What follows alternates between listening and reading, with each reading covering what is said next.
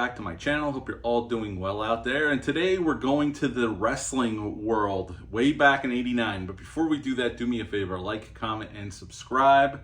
Subscribe. I greatly would appreciate that. Also, as always, a shameless plug for my TeePublic page. I'll leave a link for that in the description box below. That'll take you right to our store. And today we're heading back to '89, like I said, for at the time WWF's first movie, and that is No Holds Barred. Yes, I got a 3-pack with Suburban Commando, Mr. Nanny, and No Holds Barred. This movie came out June 2nd of 1989. I actually saw this in the drive-ins that summer. I don't remember what the other film was, but I do remember my parents taking me to drive-ins, and this was one of the films. It's rated PG-13. It's an hour and 33 minutes long. Had a budget of $8 million, and upon release, it made a little over $16 million. And this was directed by Thomas Wright. And in this film, at the time, the biggest wrestler in all the world, and my personal favorite from back then, Hulk Hogan plays Rip. Tom Tiny Lester plays Zeus, and if you're a WWF fan, you remember when he came over into the WWE and wrestled 3 matches, WWF at the time. Kurt Fuller plays Brill. He is the network executive of this rival network that tries to get Rip to come work for them.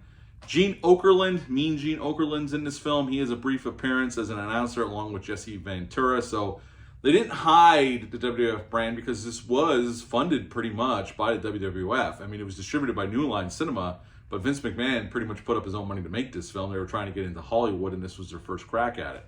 Hulk Hogan and Vince McMahon produced this film. They also had a hand in writing the script. So now I will say up front, is this the greatest movie? Before we even get into the plot, no, this is not the greatest movie. This is for wrestling fans, especially at the time, WWF fans, and primarily targeted to 8 to 16-year-old boys. And I was in that wheelhouse when I saw this film originally and how I proceeded to rent it in the 90s. And I picked up this DVD pack last year. This is the first time rewatching this movie in probably 20 years. So let's see how it holds up. Rip is the big star for WWF, works for this one television network. Brill owns this other network. He is the executive in charge, and he really wants Rip to come work for him, and they're going to produce a wrestling show. Rip pretty much tells him to pound sand, but he goes off and finds his own wrestler in Zeus, who happens up on this competition, this dive bar they have this competition at. So now he's the next big thing, and he's threatening Rip left and right. There's this woman, Joan Severance, who plays Samantha. This kind of advertising guru comes in. Here she was working with Brill, but then she doesn't want to work with Brill because she really likes Rip. They start a relationship up because she's the love interest here. And pretty much after that, you know, Zeus hurts Rip's brother really badly, and he wants revenge. So he tells him he'll take him on in this big match, this big main event. And at the end of the movie, I think Zeus is dead. At least that's what I get from it. I've seen this movie probably about 10 times in my life. And Brill is dead, and Rip saves the day, and that's the end of No Holds Barred. So what to like about this film? Going into it notion-wise, this is cheesy as hell, and it's not the greatest movie ever. It's not even close. It's not even a good movie. I will be honest. The first time watching this in 20 years, and the kid inside of me says I had a good time rewatching this movie. This will not win any awards. This is not going to be in anybody's top 100 or even 200 list of all time. No, probably not even top 500 list of all time. But I had a pretty damn fun time re-watching this film, and I will watch it again. It has pretty much anything, especially back then. Wrestling was geared more towards kids. This is before the Attitude Era. If you remember back, if you were alive and watched WF back then, it was more geared for kids. They had Saturday morning with Captain Lou Albano and that. Kid shows. It was all marketed towards children. Okay, later on when the Attitude Era came up, you know, it was more going towards the 20-somethings.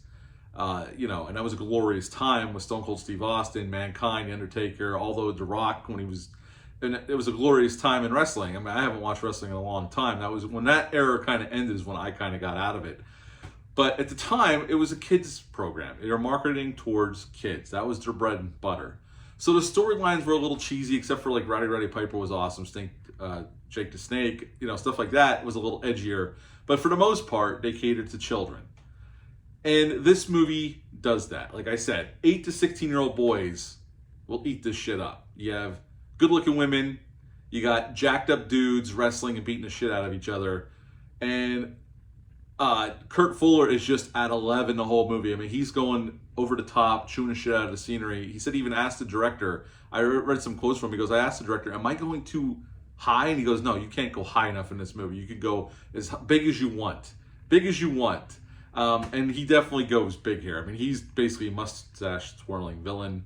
I don't know. I know when Ted Turner bought WCW, I don't know, is this like a stand-in for Ted Turner? Was this like Vince McMahon taking a shot at Ted Turner? I don't know. I have no idea, but he is so over the top and so just a scumbag. It's unbelievable. He makes for Frank Cross, Bill Murray's character from Scrooged, look like a decent human being before he turned over to good at the end of the movie. He's such a scumbag.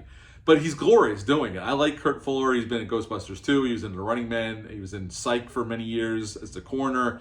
Whenever he shows up, he's always a solid character actor, and I like him here, even though he's chewing absolutely the shit out of the scenery.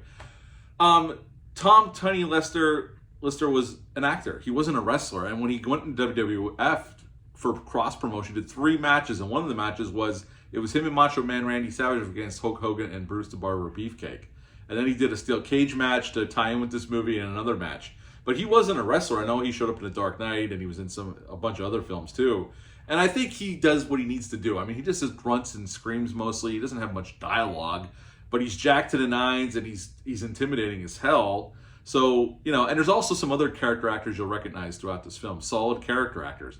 The script's not the greatest. It really isn't. This is just like they took a wrestling program and put it into a movie. And we're following one big wrestler around and his contentions with another wrestler, like their beef. And that's pretty much what this movie is. And if you're going into it expecting some grade A cinema, you're not getting that here. You are not. But what you are going to have, if you get into the right mindset, is just a good time. And I had a good time. I'm not ashamed to admit it. I had a cheesy good time with this film, and I'm glad I rewatched it. I'm glad I have it on this DVD because it's not streaming anywhere. That's why I bought this DVD 3-pack, because it's not on Blu-ray. So the only way to get this, I got it off Walmart for like $10 with the 3 movies on it. Eventually, I will watch Suburban Commando and Mr. Nanny. I haven't seen those movies since they got released on VHS back in the day. I do not remember much about them at all. But at the end of the day, again, this is not high art. This is not high cinema. Again, this won't make nobody's top 500, 300, 400. But I had a good enough time with it. So at the end of the day, I have to, just on the fun factor alone that I had with it, and just the cheesy lines and just everything, I'm going to give it a 7 out of 10. Unashamedly, I'm going to give it a 7 out of 10 for No Holds Barred.